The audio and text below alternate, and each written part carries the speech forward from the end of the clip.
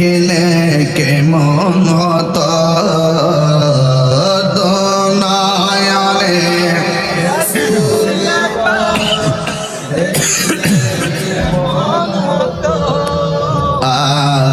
জন্ম